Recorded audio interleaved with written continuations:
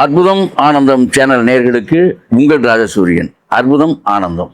அதாவது இன்றைய நிகழ்வு இன்றைய நாட்டினுடைய அனைத்து வகையான மக்களின் தேவையாக இந்த அரசு இருக்கிறது.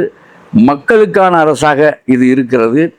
அது மட்டுமல்ல, எம்ஜிஆராக விஜய் அவர்கள் இன்று ஆட்சி புரிகிறார் அப்படின்னா நம்ம நிறைய பேசியிருக்கோம். அதே மாதிரி மீண்டும் அந்த நம்முடைய சபாநாயகர் சொன்னது போல் எம்ஜிஆர் இல்லாத இடத்தை அவர் நிறைவு செய்கிறார். அரசியலில் மட்டுமல்ல, சினிமாவிலும் இப்படியெல்லாம் நம்ம பேசணும். அப்படிப்பட்ட இந்த அற்புதமான ஆனந்தமான இந்த ஆட்சி நடந்து கொண்டிருந்தாலும் கூட இன்றைக்கு ஒரு தகவல் என்ன அப்படின்னா, விஜய் அவர்களுடைய ஆட்சி 5 ஆண்டு காலம் பரிபூர்ணமாக இருக்க வேண்டும், நடக்க வேண்டும் என்பதை நாங்களும் இறைவனை பிரார்த்திக்கிறோம். அது மட்டுமல்ல, விஜய் அவர்களுக்கு நம்முடைய மாண்புமிகு முதல்வர் அவர்களுடைய ஆயுள் ஆரோக்கியம் நீண்டு தலைத்து நிலைத்து நிற்க வேண்டும் என்றும் நம்ம இறைவன்கிட்ட பிரபஞ்சத்துக்கிட்ட பிரார்த்தனை வச்சுக்கிறோம் இந்த நம்ம அற்புதமானந்தம் சேனல் வாயிலாக. இப்போ இதே நேரத்தில் மக்கள்கிட்ட இருந்து நிறைய குறைகளாக வந்துக்கிட்டு இருக்கு. அதெல்லாம் ஒன்றும் இல்லைங்க, திமுக ஆட்சி தாங்க இப்போ நடந்துகிட்டு இருக்கு, திமுக ஆட்சி மாதிரி தாங்க இதுவும் இருக்குது அப்படின்னு சொல்லக்கூடிய மக்களும் இருக்கிறார்கள். என்னையா அப்படின்னு கேட்டால் அவங்க உடனே சொல்கிறாங்க, இந்த முறை பார்த்தீங்கன்னா 1500 பில்லு கட்டினேன், இப்போ பார்த்தீங்கன்னா 3000 ரூபா நான் கட்டிகிட்டு இருக்கேன், 200 யூனிட்டு கம்மினாங்க. அப்போனா இன்னும் 1500 கம்மியானும்ல. இப்போ பார்த்தா 1500 திமுக ஆட்சியில் கட்டினேன் நான். அதே கரண்ட்டு தான், அதே மின்சாரம், அதே நாட்கள் தான், கிட்டத்தட்ட 3000 ரூபாய் கட்டுக்கிறேன், பாதிக்கு பாதி அதிகமாகுது. அவர் மட்டும் சொல்லவில்லை. இன்னொரு இடத்துல பார்த்தீங்கன்னா திடீர்னு பார்த்தா நாங்கள் ரொம்ப பாதுகாப்பான அரசாக விஜய் அரசு இருக்குதுன்னு நம்மலாம் பேசிகிட்டு இருக்கோம்ல.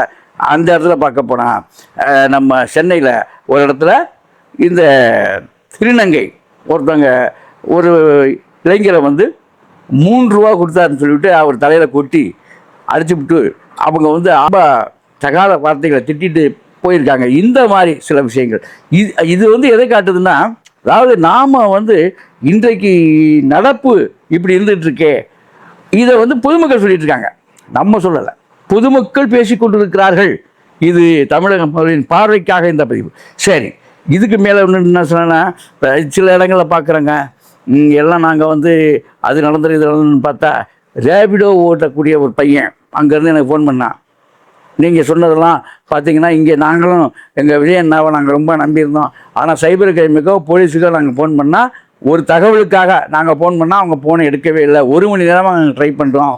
ஏன்னு கேட்டால், ரேபிடோ புக் பண்ணிவிட்டு சம்திங் அவங்க யாரோ ஒரு நபர்கள் 4-5 பேர் சேர்ந்து பணம் தராமல் போயிட்டாங்க. அதுக்காக அவர் ட்ரை பண்ணுறாரு, சைபர் கிரைமுக்கு தகவல் கொடுக்குறாரு. நிறைய பேர் 100க்கு ஃபோன் பண்ணுறாரு, 100க்கு ஃபோன் பண்ணி ட்ரை பண்ணுறாரு, அவங்க ஃபோனை எடுக்கவே இல்லைன்னு தகவல் வருது.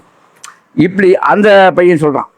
அப்போ இந்த மாதிரி இன்னமும் ஏதோ எங்கேயோ தேடல் இருக்கோ அப்படின்னு நாம் நினைக்கக்கூடிய நிலையில், மக்கள் நினைக்கக்கூடிய நிலையில் இந்த அரசுடைய சூழல்கள் நடந்துகிட்டு இருக்கு அப்படிங்கிறத நாம் ஒரு யதார்த்தமாகவே இந்த விஷயத்தை நம்ம பகிர்றோம்.